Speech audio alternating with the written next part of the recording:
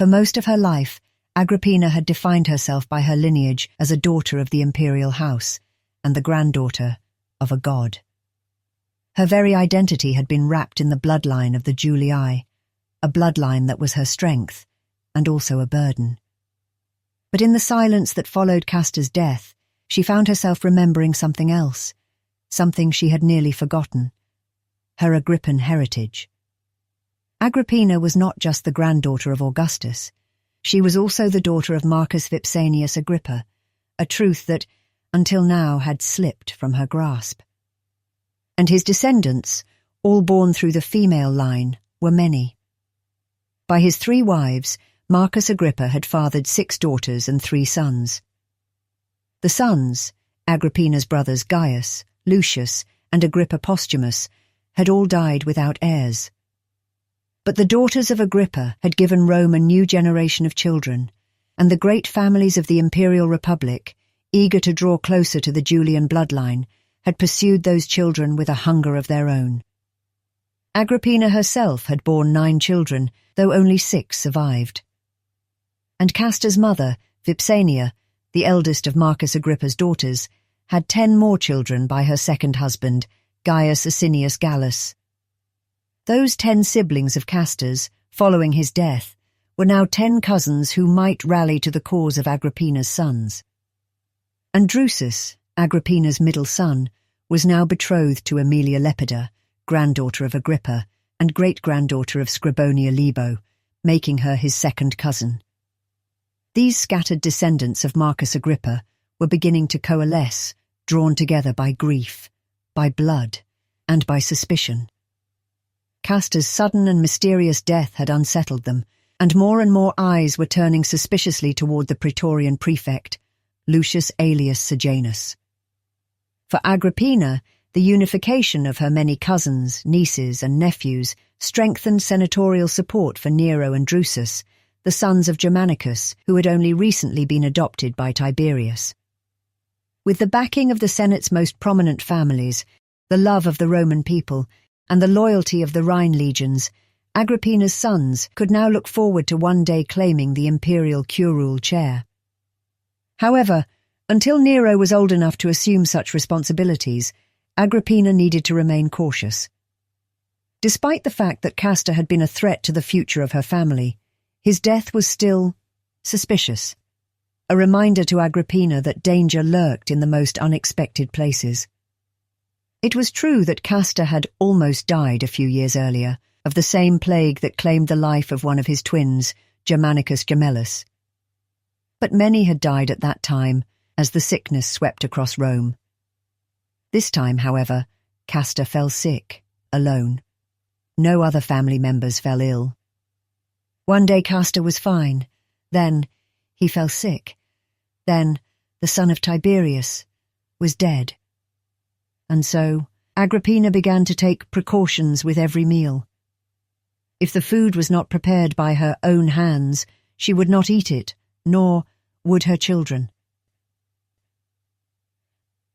Agrippina was not prepared when a small cohort of Praetorian soldiers came through her doorway. They moved with precision, their heavy boots echoing on the stone floor as they advanced. The lead soldier, his face impassive, stepped forward and without a word gestured for her to rise. Agrippina's eyes flickered with confusion. She had seen these men before, in the streets of Rome, but never in her home, never like this. "By order of Tiberius Caesar," announced the soldier in formal tones, "Rome has become too dangerous. To ensure your continued safety, your paterfamilias instructs that you withdraw to the imperial residence at Herculaneum. There you will be afforded every comfort, as well as the security of an armed guard to keep you safe from harm, and a taste tester to protect you from poison." The words landed like ice. Agrippina did not speak. She rose slowly, stiffly, as though caught in a dream. With a clipped command, the soldier ordered the men to flank her. "Now?" Agrippina gasped.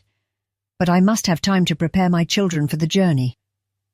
The soldier shook his head. "Your children will remain in Rome," he stated flatly. They are to be taken to the Augusta." For a moment, Agrippina simply stood there. Her lips parted, then closed again. There was no point she could argue. This was a direct order from her legal guardian, the Emperor of Rome. No accusation was made against her, no charge, only protection, offered at the tip of a blade. She glanced once toward the household masks, toward the imago of Germanicus, and then let her gaze drop, her sandals scraping faintly against the marble as she moved in resignation. Escorted towards the atrium, Agrippina passed the household servants, who dared not look her in the eye. But on the loggia, restrained by the arms of their grandmother Antonia, were her 4 youngest children, Caligula, Agrippinilla, Drusilla, and Livilla, their eyes wide with a mix of tears and terror. Not one made a sound, as though each child understood all too well that silence was the only thing that might keep them safe. Agrippina strained to hold their gaze as the soldiers led her past them and to a waiting carpentum, its dark curtains hiding whatever fate awaited her. She did not resist. She did not turn. What exactly happened? Agrippina wondered. What changed? She and Tiberius had reconciled, her eldest sons taken as his own heirs. But now that he had Nero and Drusus, would Tiberius simply forsake her, as he had done with so many others? Agrippina climbed stoically into the carpentum, the curtain falling closed behind her. Then the door slammed shut and the wheels began to turn, carrying her away from the heart of Rome and from her children. 8 days later, the carpentum slowed as it entered the seaside town of Herculaneum, escorted by praetorians whose polished cuirasses caught the light like mirrors. Townsfolk turned to gaze curiously, but none dared approach. The imperial villa, spacious, serene, too carefully maintained, stood on high ground, overlooking the town, the harbour, and the sea. Agrippina stepped down into the forecourt as the gates closed behind her. The soldiers did not leave. 2 took up posts at the villa's entrance, while the others moved inside, quietly establishing their presence. The steward greeted Agrippina with all due deference, informing her that her rooms were already prepared, that the kitchens were well stocked, that a personal physician had been assigned, and the taste tester was already present. "You will be quite safe here," the steward assured her. But safe from whom? Agrippina had to wonder. She had been neither accused nor condemned of any crime, yet, without warning, Tiberius ordered her whisked away from Rome so fast that Agrippina was deprived any opportunity to inform her friends of her new whereabouts. Was this Tiberius's protection, or was it exile? Later, as she walked beneath the covered portico, Agrippina caught a glimpse of the town below, the red-tiled roofs, the glint of sails in the harbour beyond. A boy's laughter echoed from somewhere beyond the walls.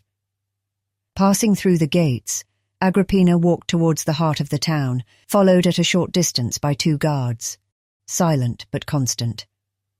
She could receive any guests she wanted, she had been told, but only here, at the villa, where her praetorian protectors could guarantee her safety. But who would be willing to make the 8-day journey from Rome, just to pay her a visit? In the triclinium, an oil lamp flickered, illuminating the meal laid out for Agrippina. The taste tester sampled each dish before it reached her hands. As she ate in silence, the servants moved with care, seeing to her every need. Agrippina recognized none of them. As night fell, Agrippina sat alone beside the open doors of the peristyle, the sound of waves rising faintly from the shore. As the cool breeze gently rustled the trees meticulously planted in the garden, the truth began to settle. Agrippina's mother, Julia, had once been sent away, first to the town of Rhegium, then to the remote island of Pandateria. The beloved daughter of Augustus, she had been cast aside when her presence became too loud for the Claudians, her lineage too dangerous. Agrippina's sister, Julilla, had also been removed from Rome, installed in an imperial villa of her own on the island of Tremorus. Poor Julilla had been confined to her island for the last 18 years. Now, here was Agrippina, neatly ensconced in her own Herculaneum villa. No trial, no verdict, only distance from Rome and the forging of her son's futures. The message was clear. Agrippina was still imperial, still honoured, still loved, but no longer needed.